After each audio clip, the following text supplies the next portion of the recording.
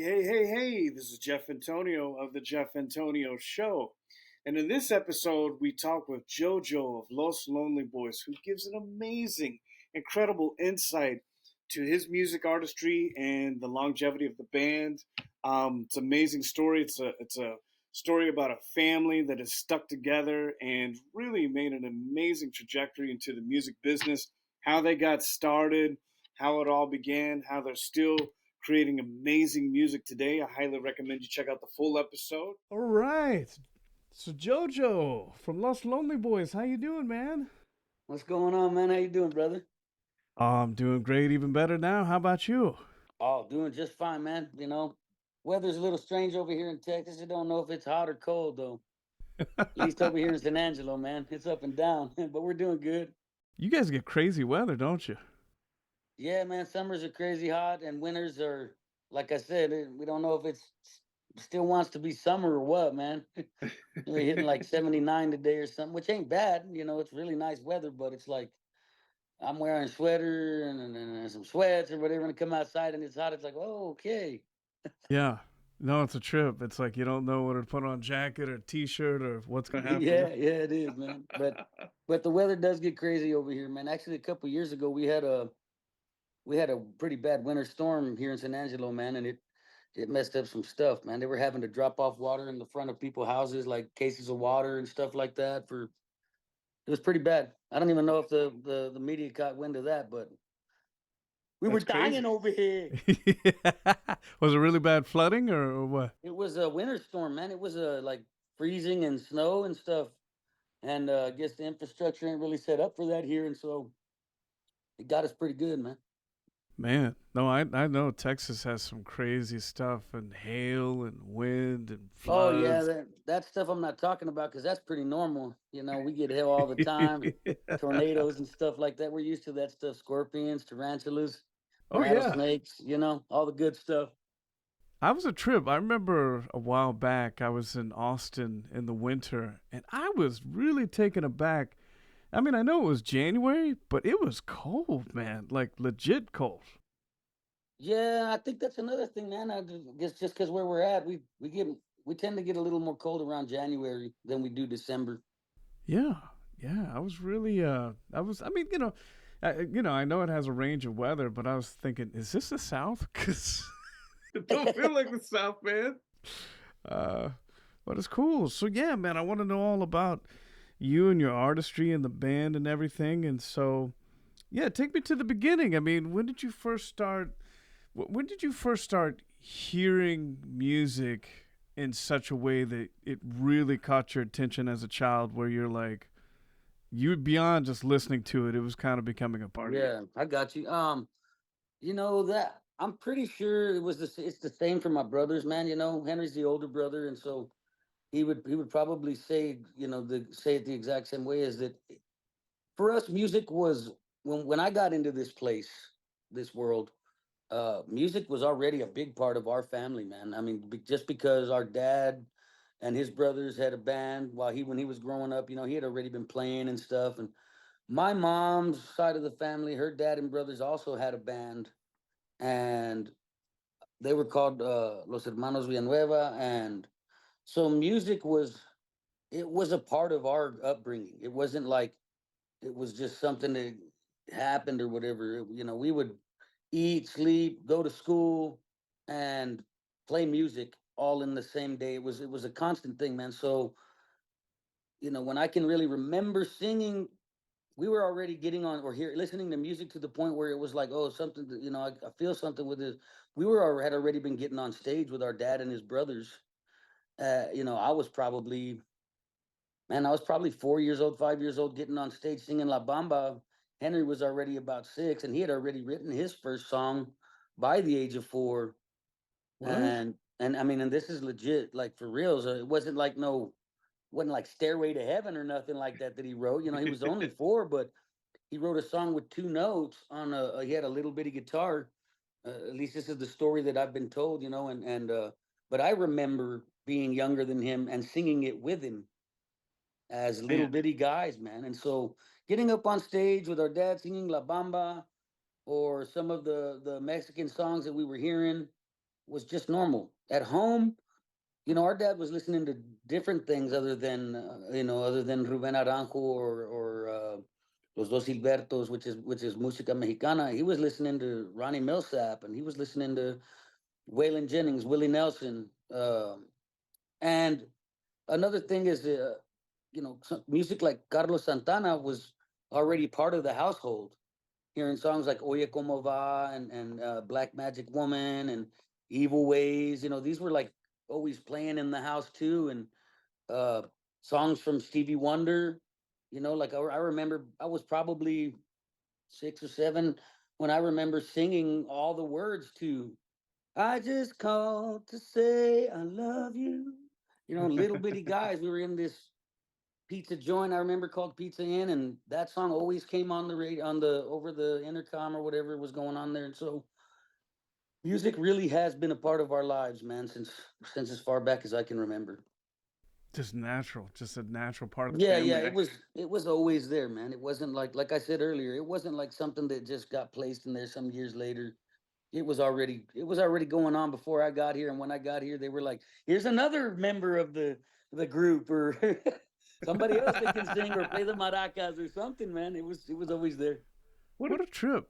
So probably from the moment you were able to stand and walk, you Absolutely, had music all around you, both sides, mother and father.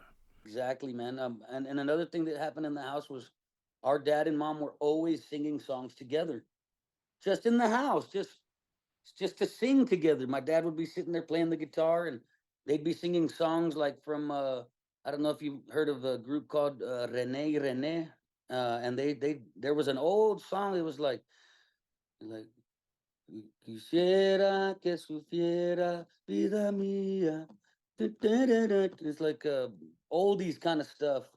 Mm-hmm. And I mean, they were just singing all kinds of stuff. They were singing some of the carpenter stuff. My dad was, I mean, and like I said, my mom's dad and brothers had the band, but my mom, our mother, was a very skilled singer. I mean, absolutely great singer.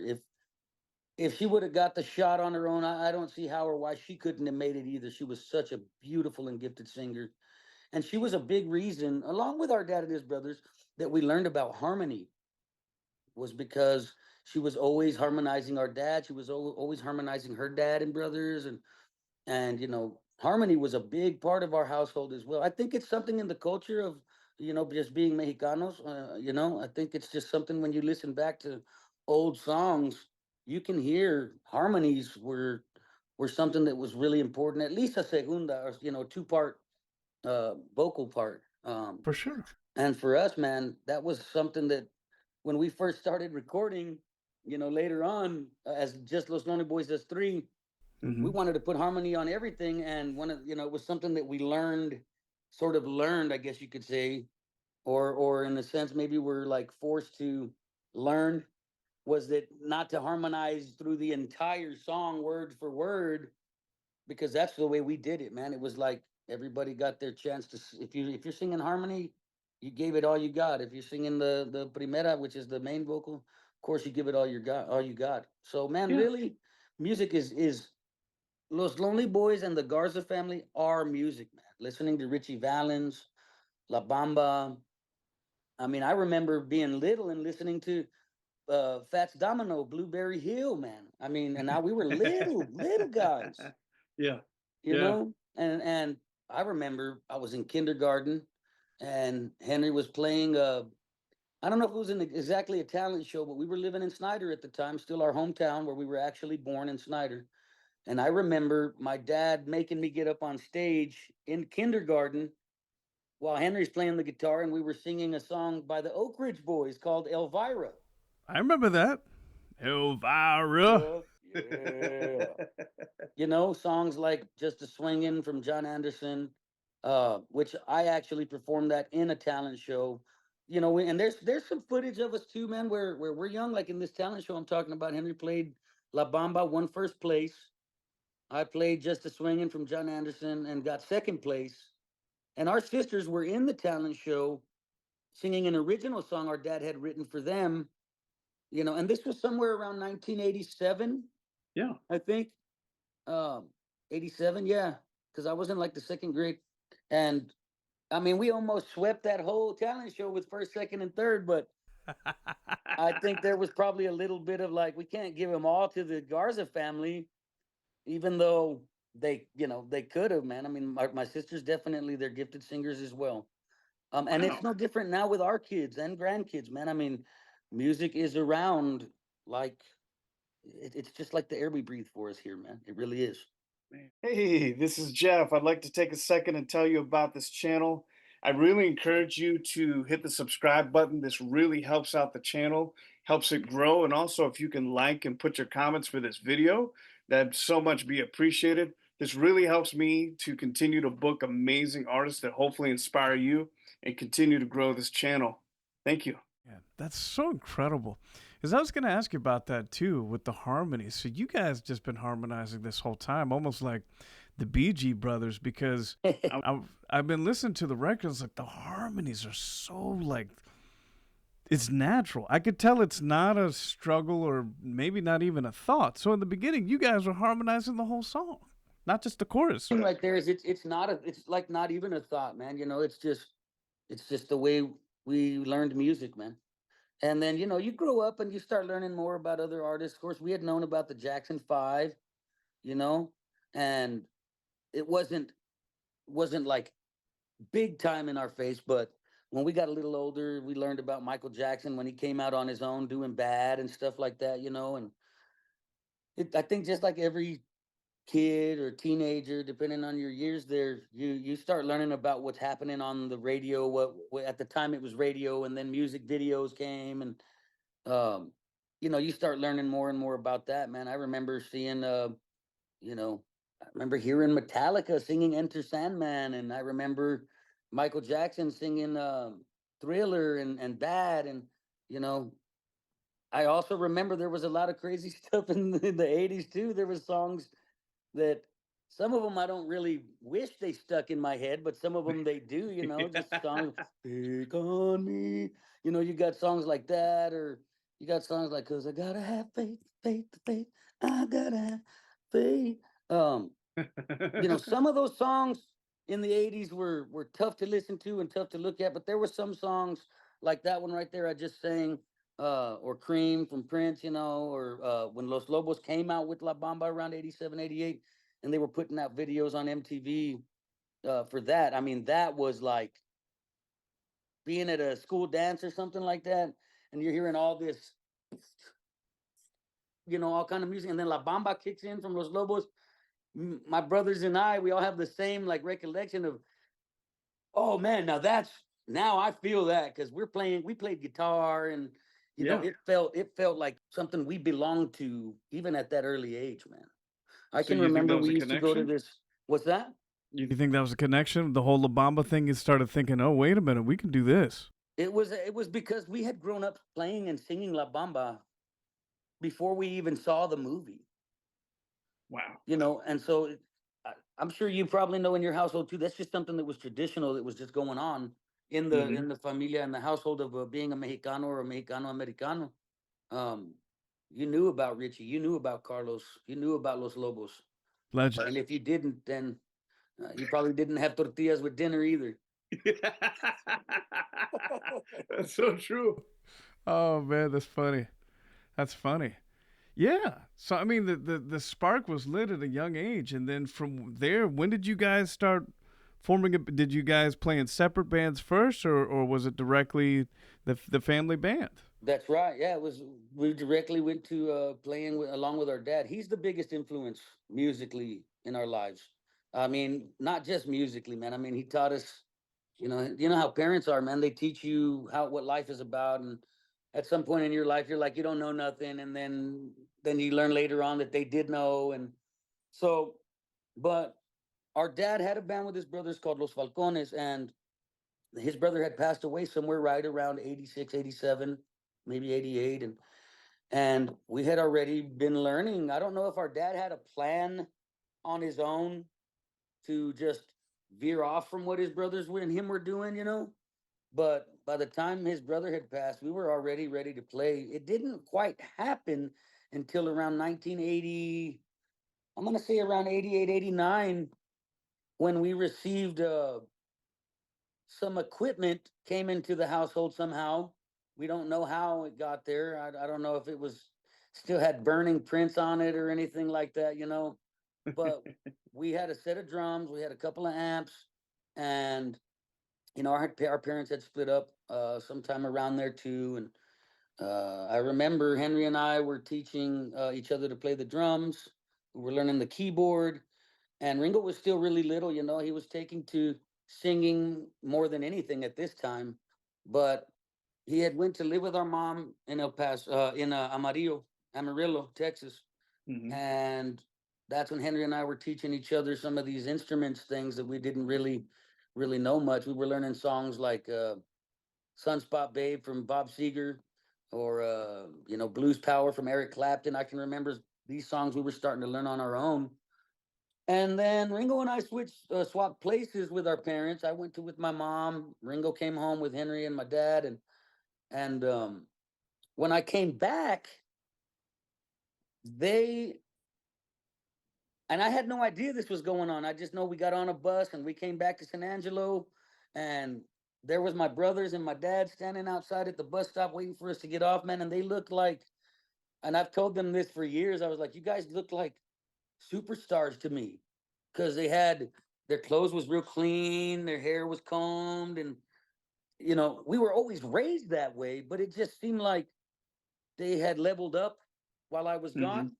And little did I know, you know, to my surprise, I come home and they actually have been playing at a place called Rodeo Reds out in Grape Creek, Texas. Hmm. And they were like, "Come look at what we do, brother."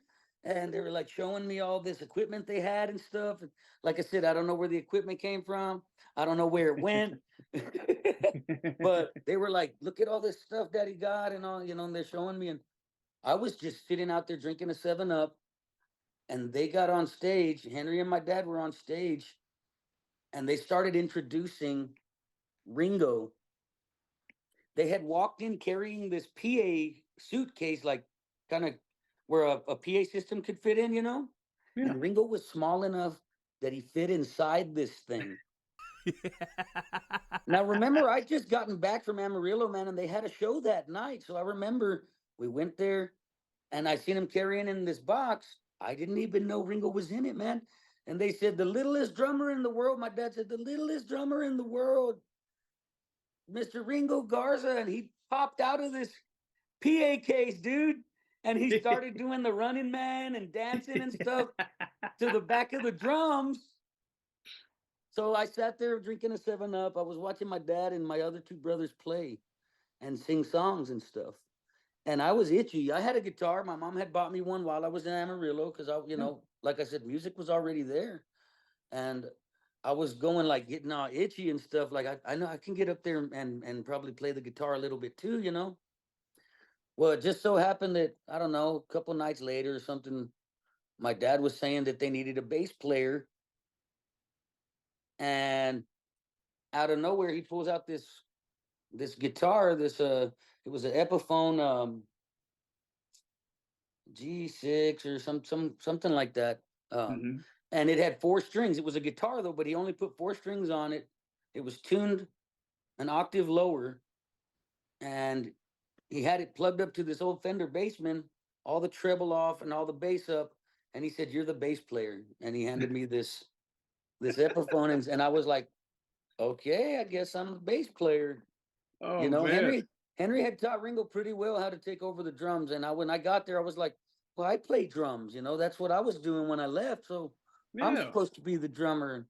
What's up? I couldn't compete with what Ringo was doing already, man. He was, you know, first off, he's this little bitty guy, man, you know, real, Yeah. it's kind of funny and like cute little guy banging on the bottoms of the cymbals to play because he was so small. So it was like he was sort of a star of the star of the show at that point. So it was like, okay, you're the bass player now, and I was like, all right.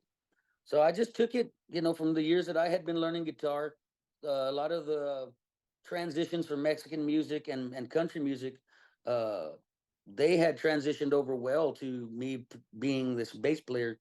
I didn't get my first bass till about a year later, Mm-hmm. when once again some equipment showed up from out of nowhere. I don't know how or where it came from, Magically arrived.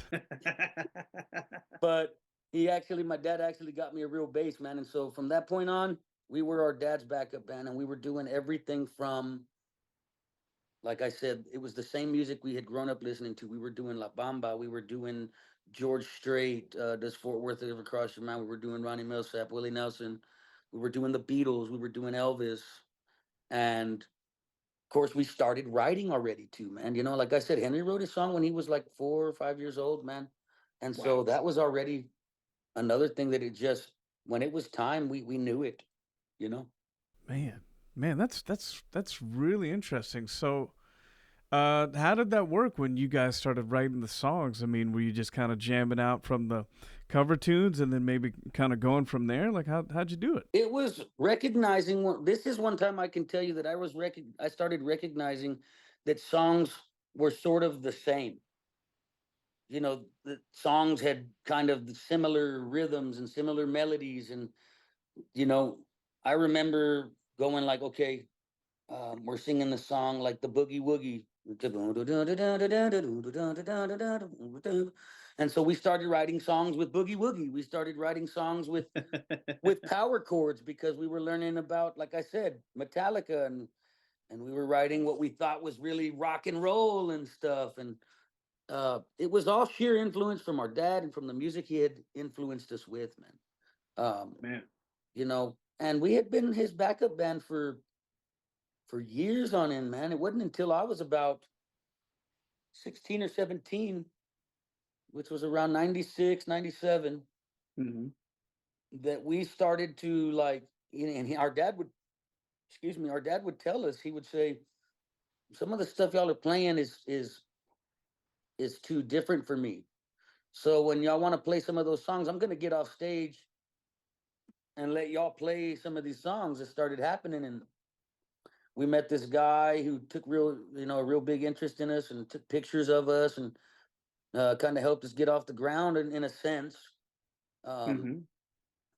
and then, slowly but surely, we just started to really, and these are my dad's words. I remember him saying we started to surpass him musically, lyrically, and as far as capabilities and what music was, because then we started learning about Jimi Hendrix and Stevie Ray Vaughan, and then we started really learning about who Eric Clapton was, and music just, each musician started opening up another door for another set of musicians and another set of musicians, and it was just like this funneling of never ending knowledge of music.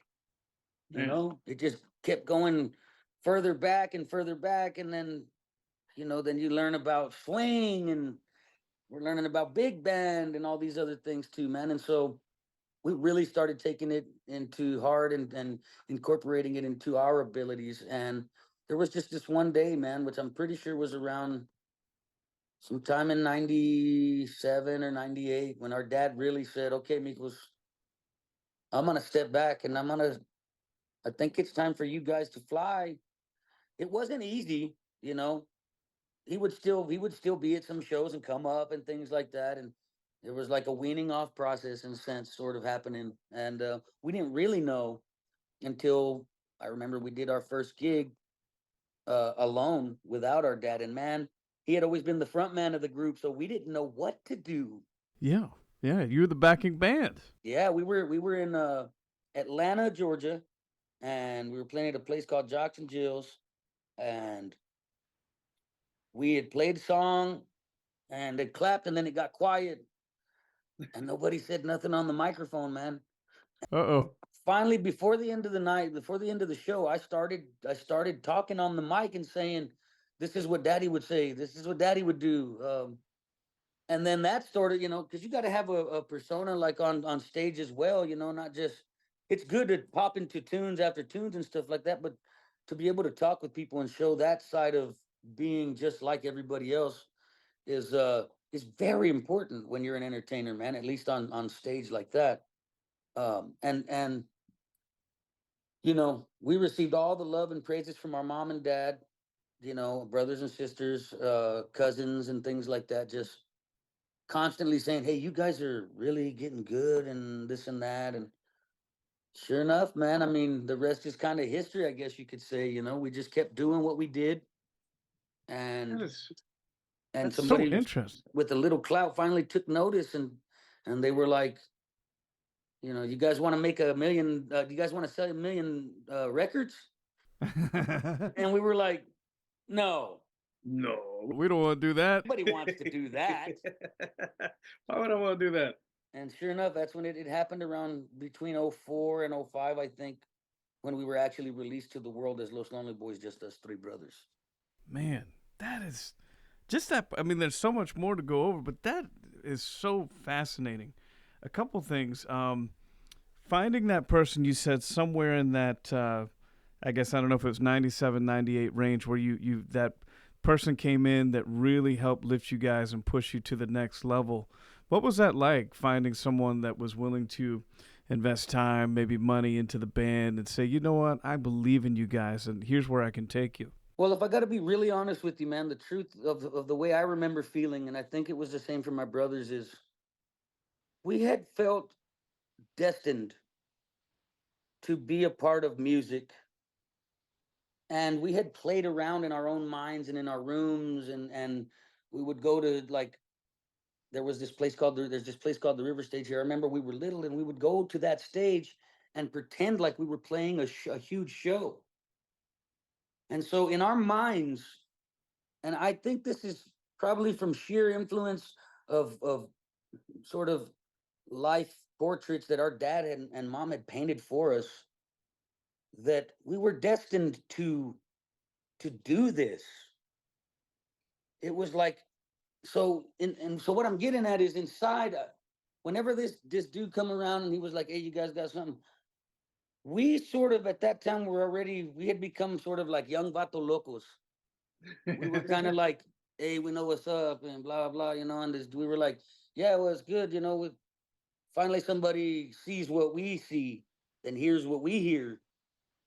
And there's still a part of us that was going like, "I don't know, is it that special, or can it be, or whatever?" And it felt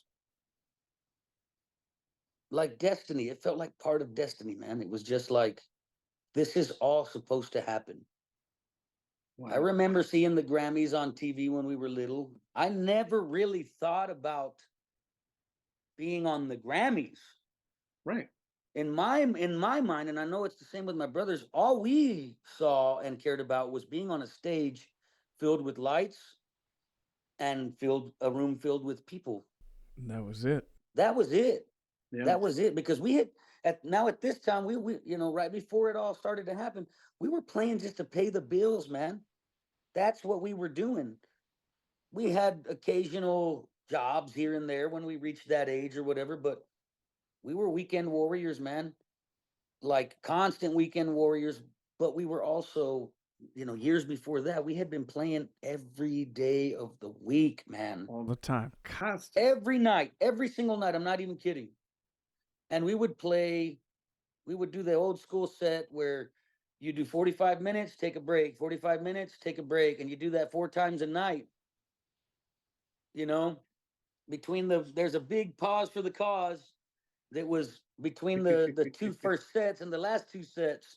Yeah. Where we really took a nice little break, walked around, had a little something to drink, or Coke or whatever. And so even as little boys, we were already running circuit time, I guess you could say, of what the elders were doing. And for us, it was like, all right, bring it on. We started playing later on. We started playing this power hour, and we were like, this is nothing, because we were getting showcase shows, and they would only have us for like an hour on stage as opposed to 2 to 3 hours. Yeah. Doing the full So we night, were like, full oh, sets. this is nothing, man.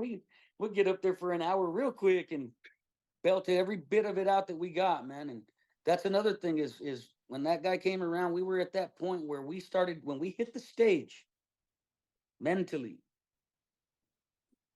we were telling ourselves, you don't want to go on after Los Lonely Boys. That's because right. we were on fire, man, and we were Yeah. bringing the heat, Yeah. and we were good looking young cats with our hair all slicked back, and you know, our parents raised us right in a lot of ways, man. And it shows whenever you look back on like documentaries like Cotton Fields and Crossroads, right before we started to hit, you can see we were already in that mentality as far as musically and even physically ready to go and just all right, let's do it. Yeah. Yeah. I mean, if you guys are on the regular at that time doing 3 to 4 45 minute sets back to back, I mean that's like muscle. You guys were jacked musically, right? So there's like you said, Absolutely. you get a 45 minute spot, you're like, seriously? I'd do that in my sleep, man. Right? I Yeah, mean, so it we were was definitely prepped and primed, man, ready for that. yeah. So I mean, as far as trust goes, when this guy approached you to kind of help you guys get to the next level, how did you know that he was the right person to work with versus? Because I'm sure probably the whole time you guys have been playing, he probably wasn't the first person that approached you, but how do you know that like this guy was like, okay, you know what, I think he's serious and we can give him a shot or what have you? Well, when it first started with this same guy, we were still really young when we had first gone to Nashville somewhere around 90 91. And that's when we had met the guy. Okay. And so our dad was still taking care of business for us, man. You know, he thought there was something special about the guy, and I don't know what it was. Maybe it's because the guy had a nice looking camera. And I'm being serious. I can't, because he didn't have like a flashy car or nothing, but he had the means to create these pictures. And so I remember when, we're younger still, somewhere around 90 91. Um, we had gone to his place in Atlanta, Georgia, and he had a bunch of recording equipment and stuff. And so we had already had some contact. By the time 96, 97, 98 rolled around, like I said, we had grown up. We had known this guy. He was already just a friend of the family, Hmm. you know. Nothing major happened at all. We were still, like I said, throughout those years, we were playing every night and we were playing every little bar and every little dive that was available to us. That's another thing that when we were young, we were able to be hanging out with all the older cats and Right. we were seeing all these things that were happening in life that we didn't know about really. You may have heard about it or seen it on a movie or something, but we're sitting in these bars playing with our dad, and you can see some people hanging at the end of the bar by a thread because they had been drinking there since 5 o'clock or whatever, or seeing things like going into bathrooms and seeing people, they were doing drugs, Yeah. shooting up. I mean, Oh because we yeah. didn't grow up in the prettiest parts of town, man. The grass wasn't greener where we were from, man. There was no grass. Right. The grass was browner. It was all dirt and piedra, man. It was all rocks. Yeah. And so, taking that into perspective, from what I'm talking about in life, we were definitely we were witnessing life firsthand, real life. Not to Wow. say that going to school or having money doesn't mean that it's real life. No, that it's not real life. No, it is. It's just a different. Different side. Yeah, man. Yeah, when you can grow up on that side and you make it as far as Los Lonely Boys have come, you definitely feel blessed. You Oh, for definitely feel sure. guided, because if you ask me, man, and I'm sure you asked my brothers, we were only destined for one thing, and that was prison. Oh But man, the really? music Yeah. separated us from that normal upbringing of being a young Chicano in the United States of America, man. And That so was That was the ticket out. it was the ticket out, and it still is, man. It just is, But anyways, yeah. going back to this guy, like I said, he was a friend of the family. 96, 97 came around, and what had happened was something very tragic. Henry and his wife had lost their first son. Oh. Yeah, and it's not something we talk about very much, but that's sort of when things really changed. Because it was hard for all of us. Of course, it's hard for Henry and his wife Oh yeah. the most, man. He was 6 months old, and he passed away from SIDS, Oh, I'm and sorry. it struck the family hardcore. But what I Oh yeah. remember I'm living my life personally. I can remember seeing things a certain way. I'm sure Ringo can too. But focusing on what was going on in Henry's life and needing to be there for him, this was all right around 96, 97. Um, there was a real dark moment there for the whole family, but for Henry, he was he didn't even care about really playing or nothing. There was not Mm, much he really cared. He was just so distraught, man. You can imagine. You can only imagine. I wouldn't want anyone to ever imagine or go through it. But yeah. when he finally came out of this dark place, something shifted in him that I think, this may sound weird, but Stevie Ray Vaughan and Double Trouble were a big part of bringing us out of that darkness. Really? Yeah, they were, because the style of play that these guys were doing just felt like, I want to say the word bad, like it was Yeah. like Stevie Ray Vaughan, Double Trouble, and we had known about a lot of other artists and whatnot. But anyways, this was gunslinger type of Yeah. playing. Yeah. And somehow at this point in our lives, Henry really adapted to it.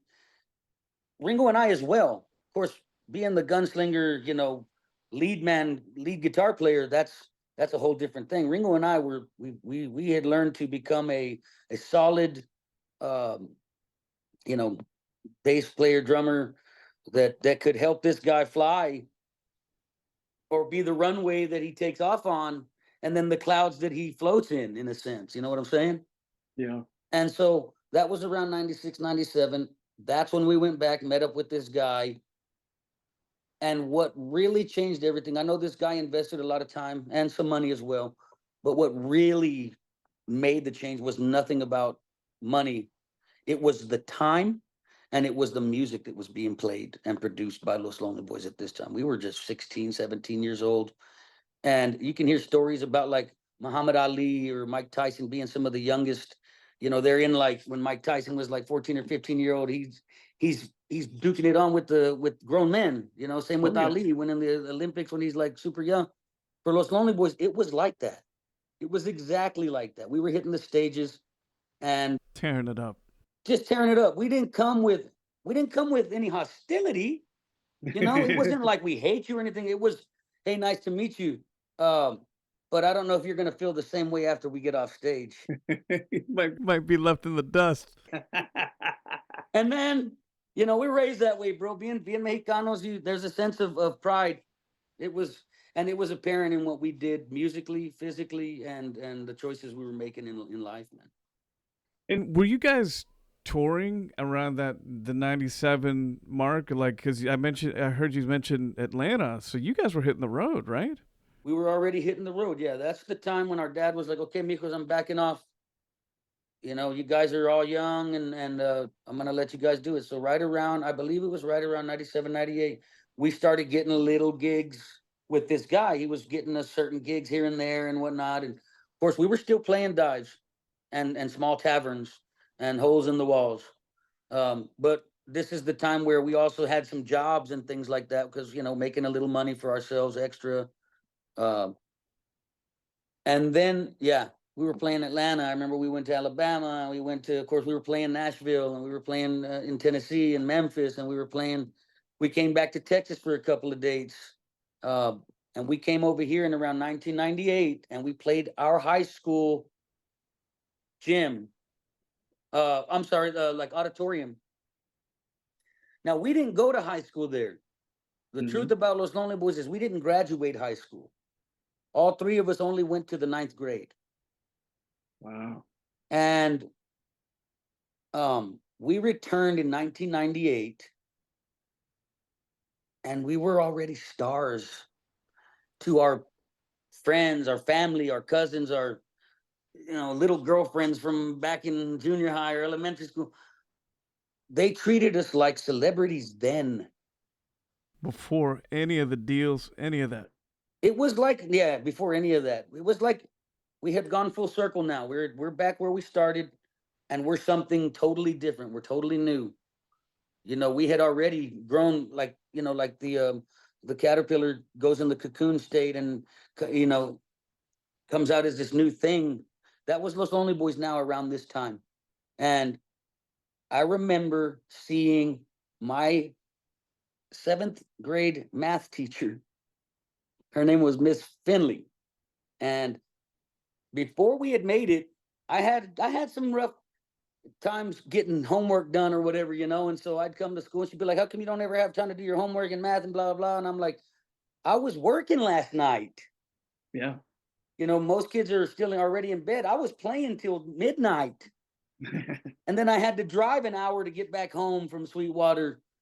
I didn't, maybe I could have used my time a little more wisely to get the homework done. Sure. But that's neither here nor there. It's a legitimate reason, though. But Sure. she was like, it felt like it. And she was like, "You'll never amount to nothing, Joey. You're never going to be anything. You're never going to amount to nothing. I don't care what you think about your music or nothing. You're never going to succeed." Oh man. What a rude thing to say.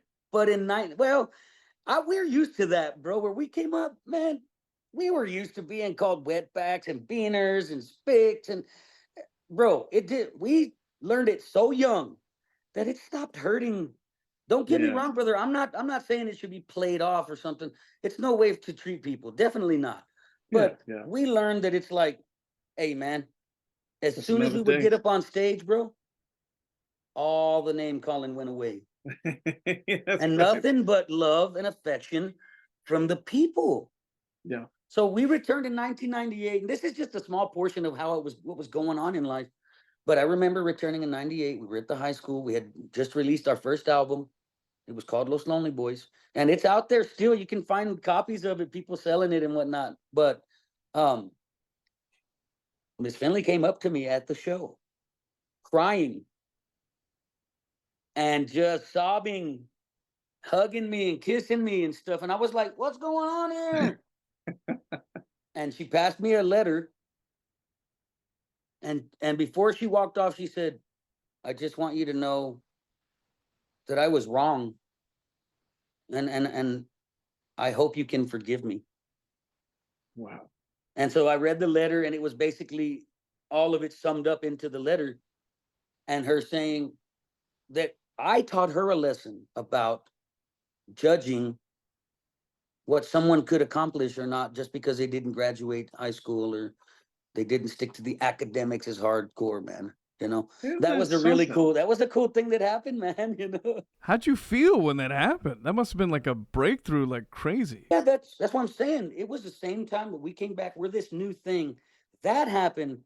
The people, the way they were treating us, it was like, all right, it's happening. Everything's in our favor. That is so intense and so cool. I mean, it's like you went through that downfall. Then you came back like bam, and then you get the I assume the label guys saying, "Hey, would you like to sell millions of records?" And you're like, "Nah, we don't." Of course. I mean, tell me about that. What happened then? Yeah, and so that's somewhere around. We had already been recording what we thought, like we released that first album around 98, but then we started kept writing and recording, and over time different sessions were sort of like refining certain songs, different sessions, and finally somewhere around 2001, 2002, it started to get even more real because now we're young men and we're in charge of our own lives and everything. We got our kids, we got our wives, and it was this way for all three of us, man. And this is the way our dad raised us, was to be men even amongst boys, kind of thing. At least mentally. We're not the biggest guys or anything like that, but size don't make a man. But regardless, I digress. They basically, what had happened is we just kept doing what we were doing. And I remember we were playing a show somewhere in New York City, and this guy came up, nicest suit I've ever seen. He had his hair down packed.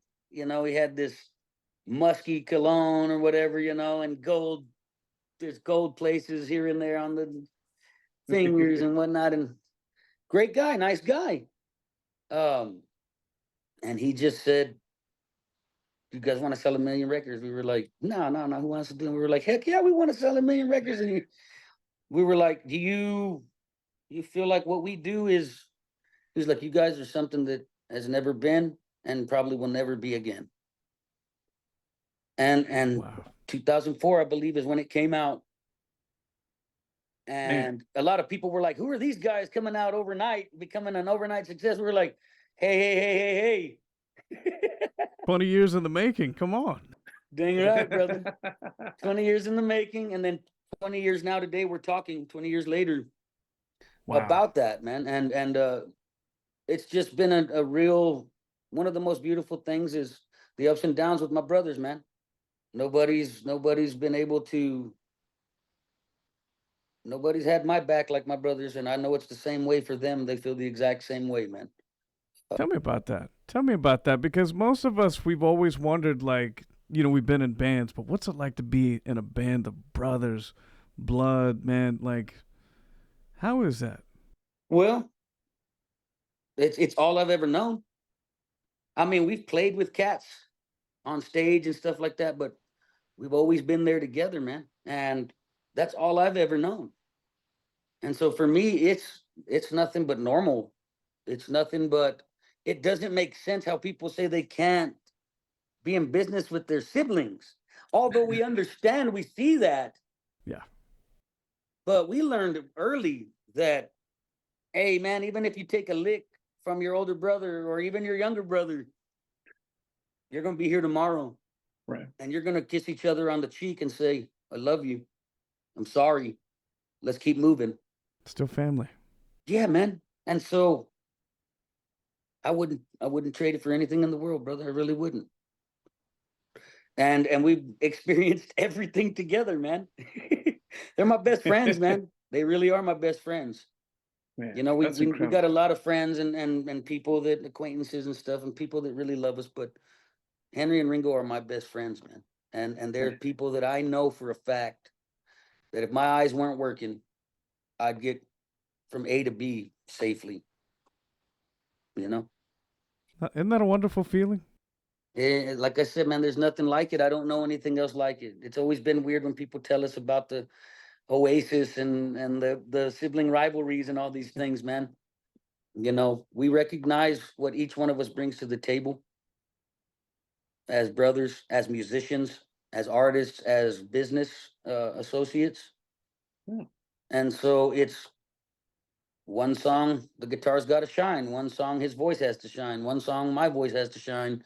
My playing, same with Ringo's voice and his playing. And when we're on stage and we're live, it's still, man, it feels like it always has, man. Don't get me wrong. There's been a lot of changes. You know, we got off the road there for about 3 years in 2019. We basically disbanded. You know, we Really? were all, yeah, that happened. You know, and the way we say it is we feel like we sort of beat the COVID thing that was happening or that was going to be coming. Yeah. We had beat it by a few months and already been in the mentality that we weren't going to be able to play. Nobody could play. You remember they just shut down the whole goddamn world, and people like musicians didn't have that sort of lifeline anymore. And so it was a good thing that our dad had taught us carpentry as youngsters as well. That was something that was also a big part of the family. You know, fishing also, we were raised as fishermen, raised as little carpenters, but first and foremost family, and then musicians. Man. So what did you do during the whole shutdown? You guys were playing at all, or you just kind of doing other things? Well, at that time, you know, what had really happened was there was a real need for reflection. And so that was something that really happened. We were able to reflect on our lives, and we had done something that we had wanted to do for years, but could never, for some reason, never get done, I guess, with the amount of time we were away from home. But we built a studio, and basically Lonelyville Studios. Nice. And so that was the thing is whenever we got off the road, yeah, it was tough. We didn't see each other for a few months, you know. It was a little falling out, but it was mostly based on just being completely tired of of everything, man. It was just like some things weren't going the way we had wished, some things were, blah, blah, blah, yada, yada, yada. But we were still creating music. And this was a time where we started to be able to create new, different things because now we weren't sure we were going to come back. We weren't sure. That was Really? not even in the cards for us. All that we wanted to do was to stop. The whole train's got to come to a halt. And that's what we did, man. We slept for a week. You probably hadn't slept in a week, probably in 20 no years such previous. thing, man. There was no such thing. And so that's what we were able, during this time, we were able to come up with the new album, Resurrection. And believe it or not, one of the songs on Resurrection called Natural Thing that Ringo performs was actually a song of ours that we had 20 years prior. And it had never made a cut in any of the studio sessions that we went to or that we had gone through. But for some reason, when you look back at our albums, you'll see that Ringo gets a song on there on his for his own. And this is Ringo. Y'all check out Ringo. Well, Natural Thing was a song we had been performing for years, man. And I remember him saying, because we were talking about, hey, bro, you got to do a song too still, man. We still got to make sure you're singing. He was like, what about Natural Thing? We were like, no, it's too old, whatever, blah, blah. And it turned out to be one of the best choices we ever made because the way it came out now, these years later, it was always meant to be that way. Because, yeah, it probably would have been okay back then. But our abilities and capabilities now and our, knowledge of music and studio and stuff made it the beautiful song that it is on the album, the new album Resurrection, man. But we did write a lot of brand new songs, man, and you hear them. Songs like Wish You Would. Love that song, by the way. Thanks, brother. Songs like Send More Love, which to me, I told Henry the last time he wrote a song like this, we became a world famous band. Right. And I still think that it's still kind of like a sleeper right now, man. More people got to get a hold of what's happening in that song, Send More Love, because we're living in that time right now. We're living in this where the world is going crazy. And we just need some more love sent to us, wherever it all comes from.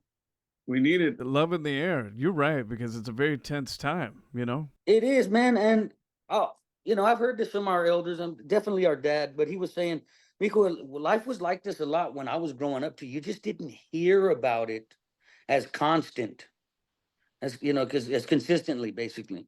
He was like, nah, there was crazies and stuff. He was like, you remember I taught you about the guy Charles Manson? That's just one of many things. I'm just making a point that he was like, Miko, the world's been crazy a long time. It has. But the fact that it's at your fingertips now is what makes it so like it's consistent. Exactly. We got to do our best as people to try to find those nuggets of gold or diamonds in the rough as people. We got to do that ourselves, man. And whatever you can do to make that easier for somebody else, bro, that's all we're really here for, man. And that's what Los Lonely Boys music is about. When you listen to Resurrection, you listen to songs like See Your Face, which is a song we wrote for our dear mother, rest her soul, and now our dad is gone too, rest his soul as well, man. Songs like See Your Face, I mean, man, we have fun with songs too, or music. We do. We get on stage, we play around, but there's also a moment where some people don't like to get in their thoughts too much, and we think it's all like it's therapeutic, man, to be able to revisit a memory of someone you haven't seen in even a day. Of course, it's been a lot of years since we haven't seen our mom physically. And so a song like See Your Face, we feel like if you listen to it or someone listens to it, you can't help but go to a place of memory that we all live together still. Right. And we're all still happy. And we're all still laughing and hugging and loving each other, man. I know it probably sounds a little cliche, probably, and a little like, no. When some people are saying when they hear it, they'll be like, oh, what's this, all this love stuff and everything. No, man, I'm not. I know there's a time and a place for everything. Like that old song, "A time to love, a time to heal, a time for," you know what I'm saying? Of course, yeah. Time. Yeah. So there's moments for all that. Yeah. And so a song like "See Your Face" shows that, expresses that. A song like "Painted Memories" makes you want to get up and have a good time, Oh yeah. even though it's talking about, memories rather than um what we're living in now. We were together, but hey, that's just the way life goes sometimes. Love that track, by the way. Thanks, brother, man. You hear songs like "Can't Get No Love," "Dance with Me," which right there, when you listen to "Dance with Me," you cannot mistake that that's Los Lonely Boys. That's I you don't care guys.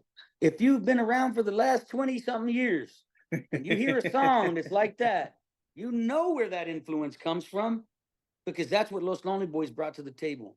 Yeah. And that comes from Santana, that comes from Los Lobos, and telling us, you guys, as much as you love what we do, and you do like we do, Los Lonely Boys has their sound. And that song "Dance with Me" right there, make no mistake, brother, that's Los Lonely Boys.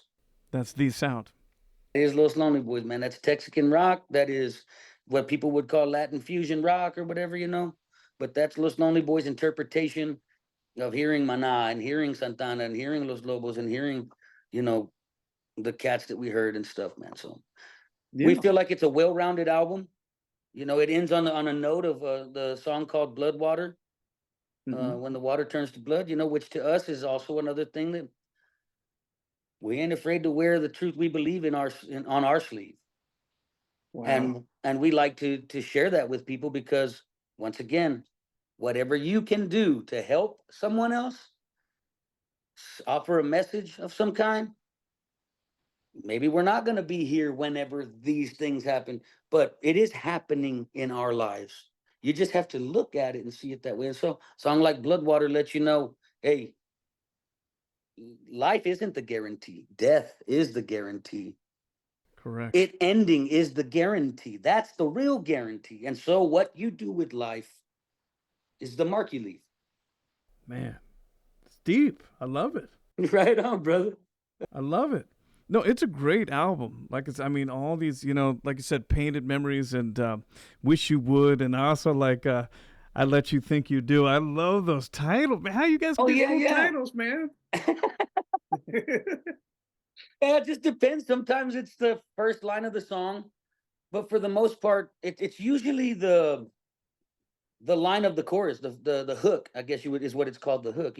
I let you think that you do. Songs like but a song like what is it? "I Can't Love You." Oh, no, it's got a Beatles kind of thing. You would imagine Hmm. that song would be called "I Can't Love You," but we wound up giving it a different title just because it was we had a couple of songs that had the word "can't" in it, or a couple of we were like, well, that's enough of the word "can't." Let's come up with a different title for it, and so it became "Hooked on You." Hooked on You. Yeah, which is basically summarizes the song. You're sort of this love junkie, or lust junkie, even. Maybe it's not real love, Yeah. because I can't love you, but I can't leave you either. Right. There must be something. Yeah, because it's bad for me, but it's good for me. It's bad in the best. It's good in the worst of ways. And like Eddie Murphy said, evil is good. Now, don't take that out of context. I'm just kidding, man. No, I love it, man. I love how you guys mix so many styles and yet it's so natural.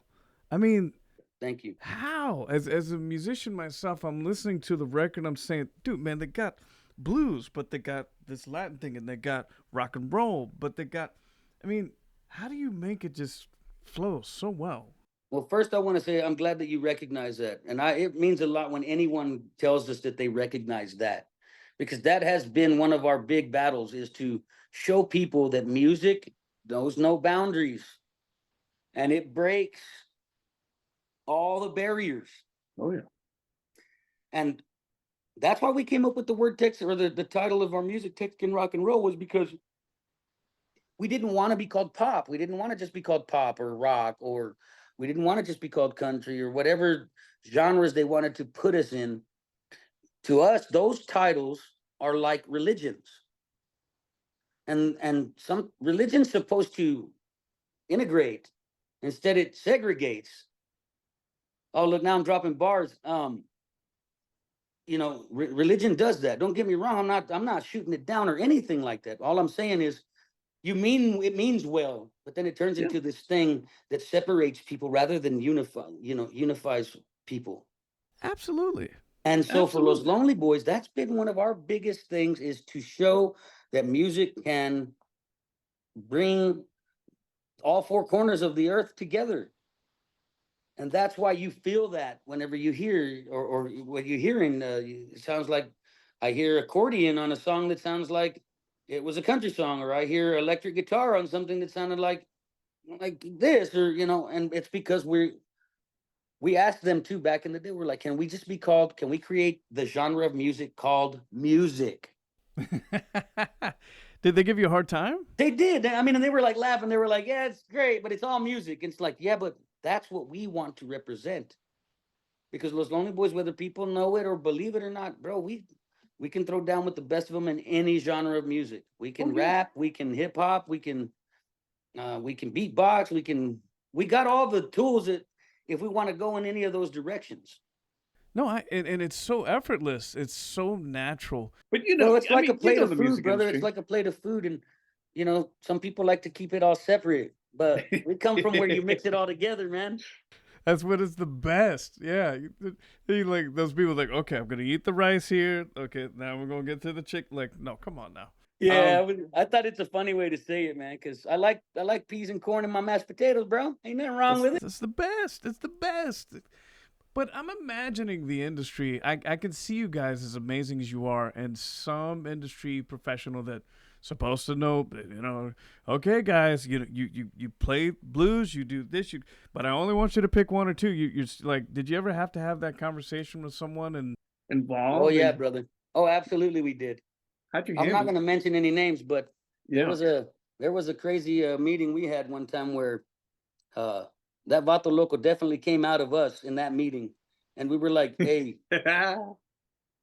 you don't even know, bro. Yeah. You don't know who we are. You only know Los Lonely Boys and what we offer you to know, but you don't know. So don't do that. don't mess it up? Yeah, don't do that, man. You want us to do a certain kind of song, you tell us, we'll write it. Don't throw 10 songs at me and say, this is what we want you to do." And we're like, you're talking to the wrong guys, bro. Did you see how shiny my shoes are today? Sometimes what you got to do, though, right? I mean, it's because I think so, brother. I do think so. It's staking your claim, man. That's all it is. It's nothing. It's not dreadful. It's not something bad. It's you're staking your claim, man. And you say, this is who we are. This is what we're about. And they know that. And they knew that. It just was one of those meetings where it was like, okay, what is Los Lonely Boys as an item, as something, profitable? And it's like, look, man, you got the wrong idea about why Los Lonely Boys do this. It is nice to make money.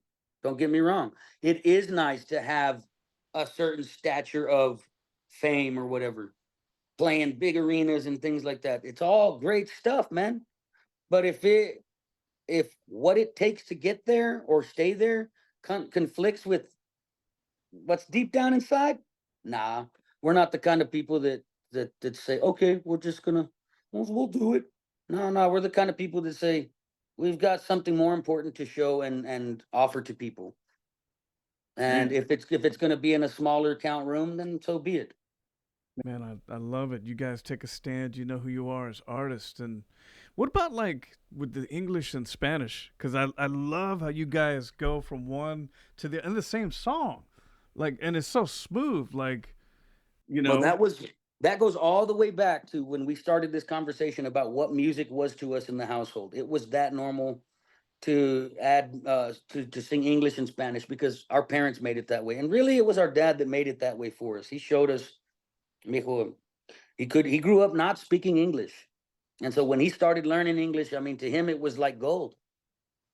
Yeah. And he knew that it would open doors that just wouldn't be opened by singing the same old ranchera or polka or whatever, which, you know, we still get some heat from people here, left or right, here and there, going, why don't you guys just speak Spanish and all this? Like, look, we're Mexican enough for us and we're American enough for ourselves.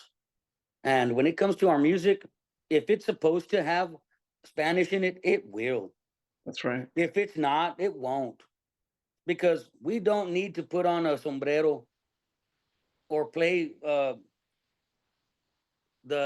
you know, the drunk Mexican for people to know that that's what we are, bro. Come You know on, who you man. are. Look, look. Yeah. You And know? so for us, that's just something else too, man. It's like, look, singing Spanish and incorporating it into what we do. It's something that it's an unspoken thing, brother. I can't. I've had to say it to some cats that we worked with too, you know, because they're not Mexican or whatever, and they, oh, you guys really need to capitalize on it. It's like, look, it happens the way it's supposed to happen. That's all there is to it, man. That's right. Sometimes when you try to force things, music, songs, or whatever, it doesn't work right, brother. It just doesn't. And so we just believe that we are sort of these it's like our cell phones, bro. They get reception from some tower, or they receive their charge from some power. Look, I'm dropping bars again. Um, you know, you got to plug into something to receive your charge. Right. You know, or you got to have a tower sending signal, and that's what Los Lonely Boys are without you know, a 110 or without a tower. We believe that we're these you know, we are these vessels, man, that are meant to be filled, not for us to fill ourselves. Man. And you know, I've heard it said time and time again. People say that music is art, and I, as much as I've said it, even in the past too, because of your learning of traditional ways of saying things and whatnot. The way I see it now is it's not about art anymore. It's not. What it is, music really is a gift. It is a gift, and it is not something, yes, like I said, you can write songs and this and that and this and that, but ultimately, real music is a gift. It's the kind of gift that air is to us and water is to us and food is to us. It's that gift. It's Yep. something that whether I don't know how people will not even see it this way, but music is food for the soul. It's food for the portion of us that we cannot see, taste, touch, hear, or feel. You just receive it.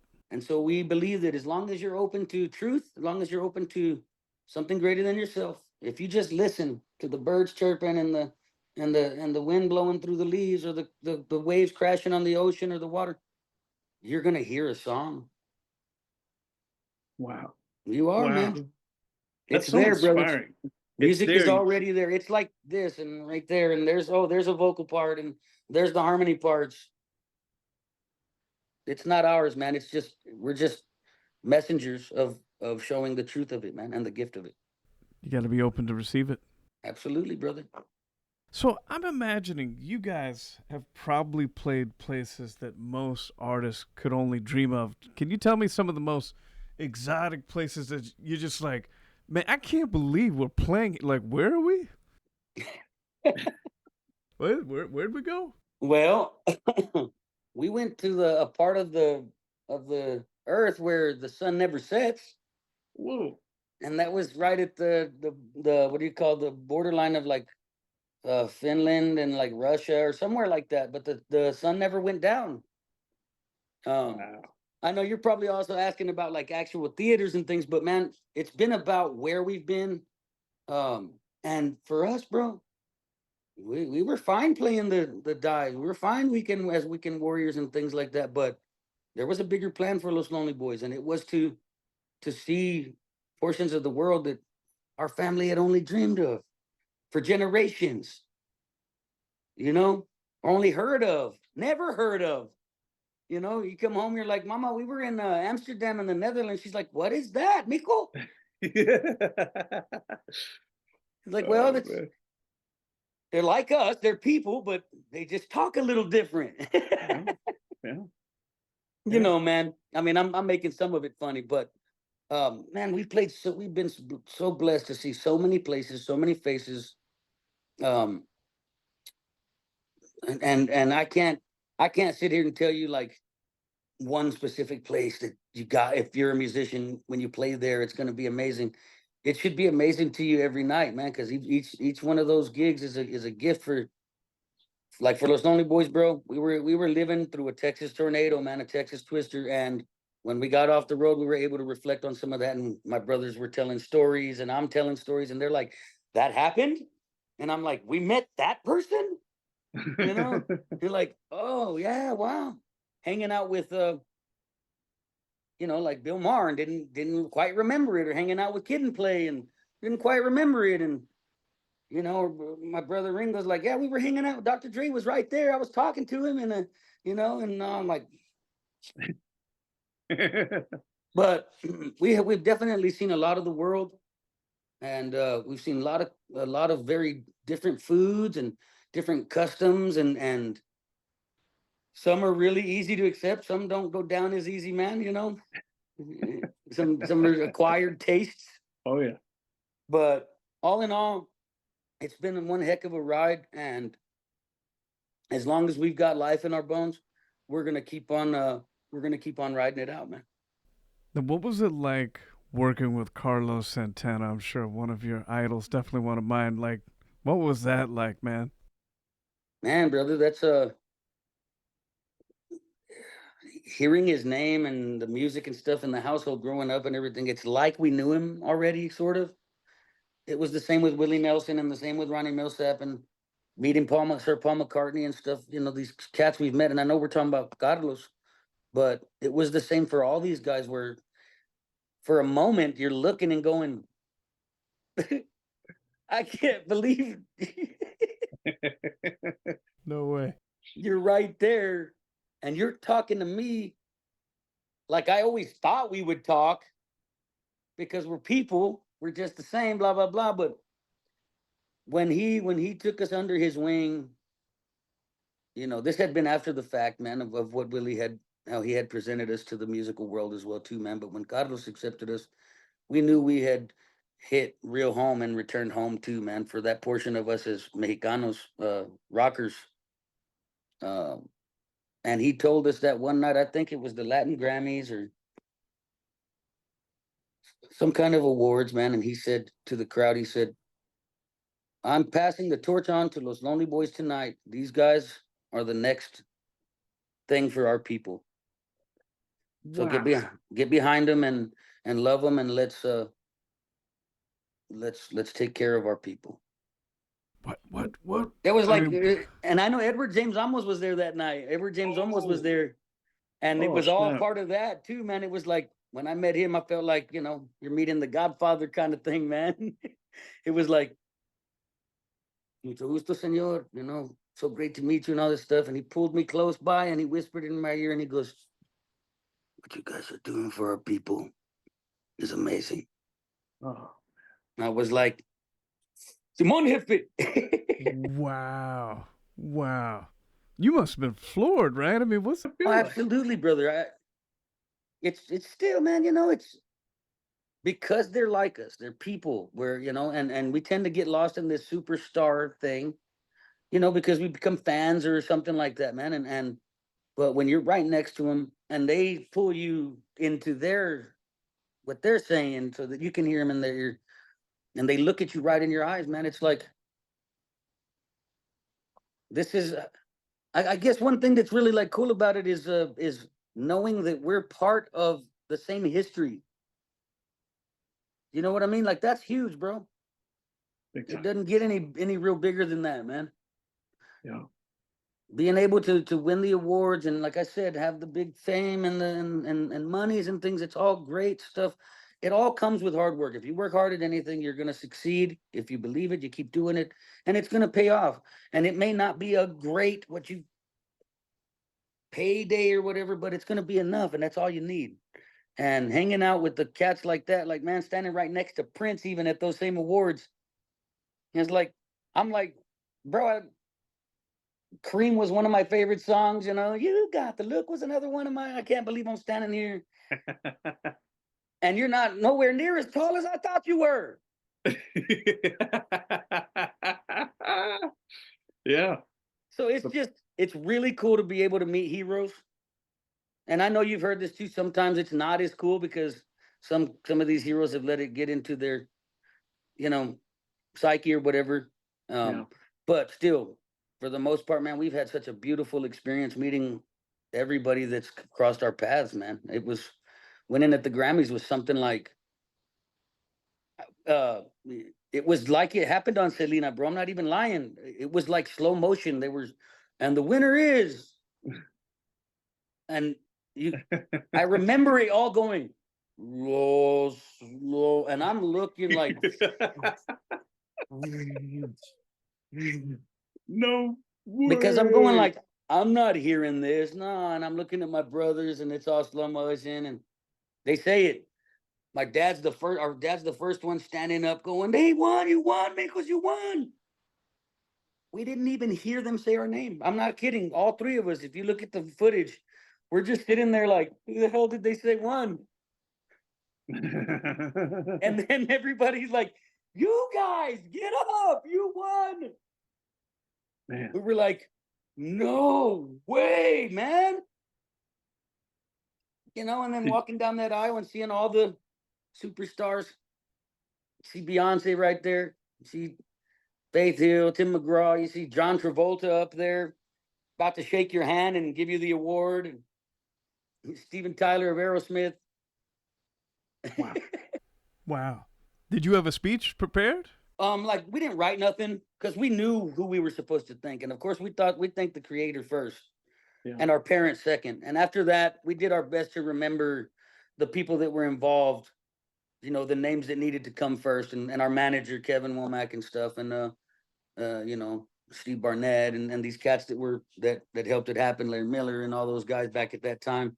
And so it was a big name drop. All of a sudden, a big word salad of a bunch of names. And so it was really cool, man. You're standing up there and you kind of like, I've been on 1,000 stages, but I don't know what the heck to say right now. Yeah. Because y'all are saying that we deserve to be up here and recognized by all of you. So thank you. Wow. Were you floating the rest of the night just on a cloud? Yeah, that's what I was saying. Like Ringo was telling me who was in the room and stuff like that. And I was just going like, who's that? Who's that? Who's that? Who's that? Who's that? You know, Usher come walking in. John Mayer walked in. Maroon 5, No Doubt. I could name drop all night, man. They were, you know, they were all there, brother. And Los Lonely Boys were part of that history. Wow. It was As well much as I deserved, can say man. they were all there, I'm sure people look back now and go like, I was there with Los Lonely Boys, man. Yeah. Yeah. It was a big moment for us, brother, but it was a big moment for our people. It was a big moment for our gente. It was a big moment for the raza. It was a big moment for our extended family. And I mean, we still hear it to this day when we meet with certain people. They'll be like, "When you won the Grammy that night, I felt like I won it with you." Man. Yeah. I'm like, That's a "Well, good that's feeling. nice, but you sure didn't endure all the heartache and the hard work." I did all the heavy lifting. Where were you? I'm just kidding, man. I'm kidding, brother. So speaking of familia, you know, take me to Texas. I know that Texas is the heart and soul. I mean, I'm imagining when you guys play anywhere, but most definitely Texas, it's probably something special. Tell me what it's like. No, you said it. You actually said it perfect, man. Because it's that way for us wherever we go. We try to bring Texas to people. We try to bring home to the people.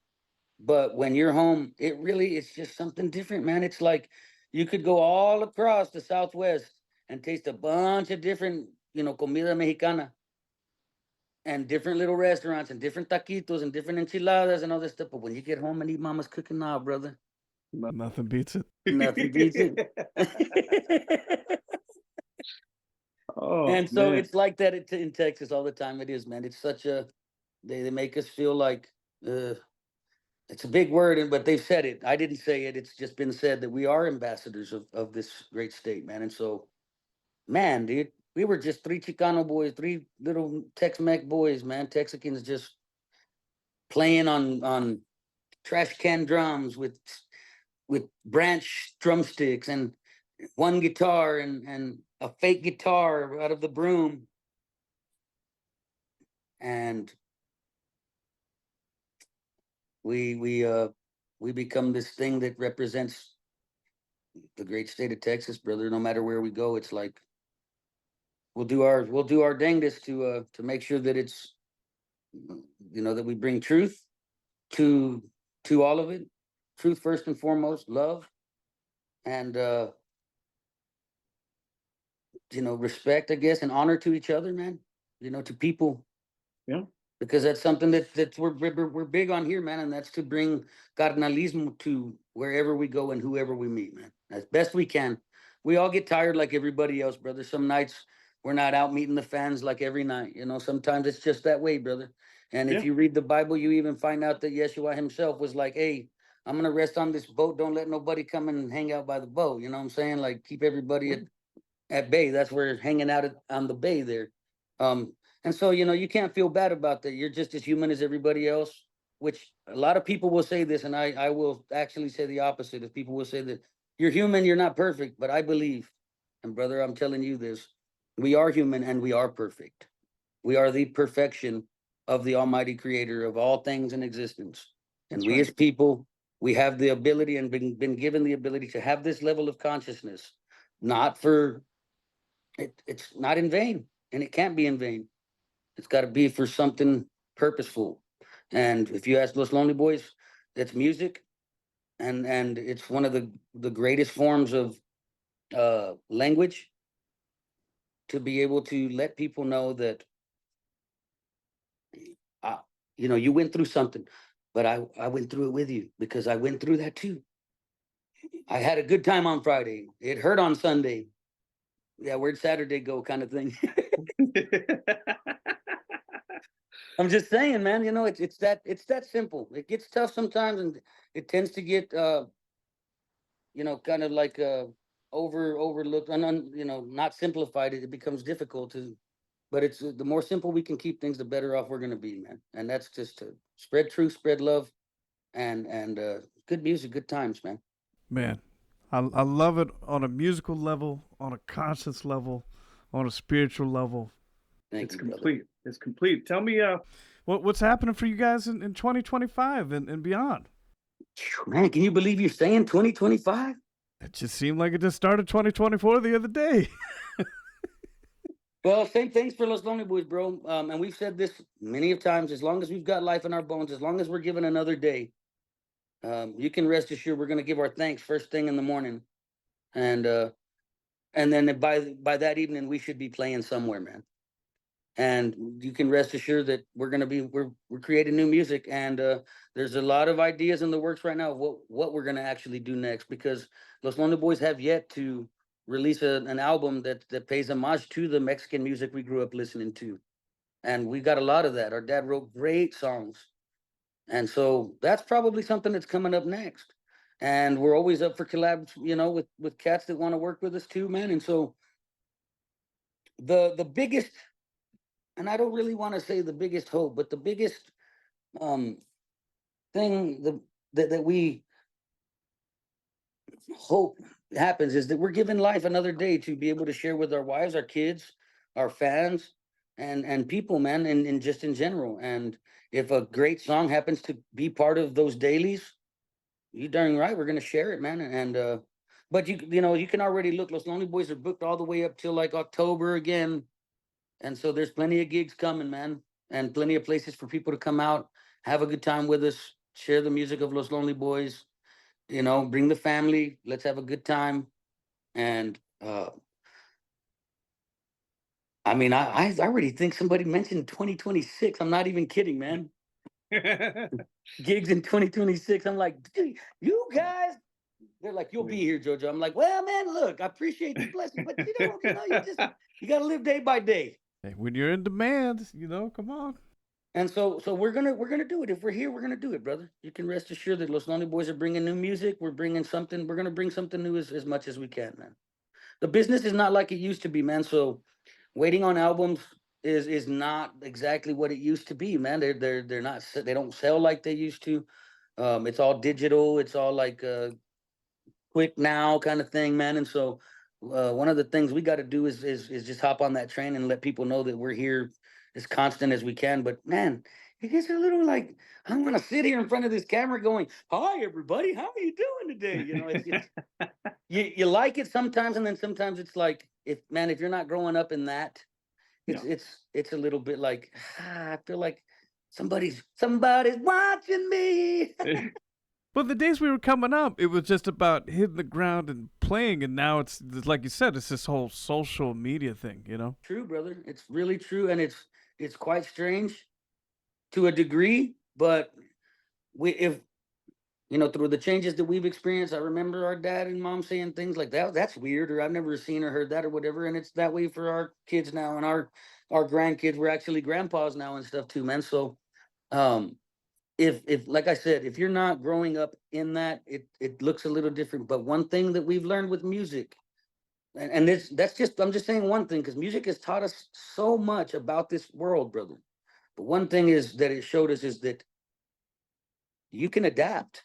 You can definitely adapt to whatever the situation is. And if it requires, I don't know, it requires electric instruments, we can do it, and we're gonna do it. And so we just gotta inside go like, all right, turn the camera on and just let it roll, whatever. Whatever Yeah. kind of thing. But I mean, there's still, to us, there's still a part of that just means the most, man, and that's being at home. And it's still private to Los Lonely Boys to quite a degree, you know. Yeah, very cool. But man, hey, we're definitely gonna keep bringing it out, brother. And I can't thank you enough for your time and the questions and just the way it was to do this with you, brother. You seem really, really genuine, and I want to thank you for that, carnal. Thank you. No, I so much appreciate it, and me too. You're so humble, down to earth, and man, you could tell a story, man. And they're good stories. And you know, we can laugh and cry all in the same thing, but it's amazing. It's amazing. Thank you for sharing that. I love it, man. This was a great experience with you, and thanks for letting people know that we're still here and doing what we do, brother. Yes, sir. Yes, sir. I so much where can everybody find Los Lonely Boys online? LosLonelyBoys.com. You can check us out on Facebook. Los Lonely Boys there. We're on TikTok. We're on Instagram. We're on all the platforms, brother. You know, we're all our music's part of Spotify and stuff, as well as iTunes and things. We still make those CD things. Remember those? Those round circle things that The are round shiny. circle things, and we also make the bigger round things called records. Remember those? Oh man, I remember those. Yeah. Yeah, and so vinyl, a lot of people are into vinyl too. So we did a vinyl version of Resurrection as well, man. So we're definitely going to keep pushing that music as well as the old music, man, and try to please the crowd. Jojo, man, I so much appreciate it. It's been an honor, privilege, brother.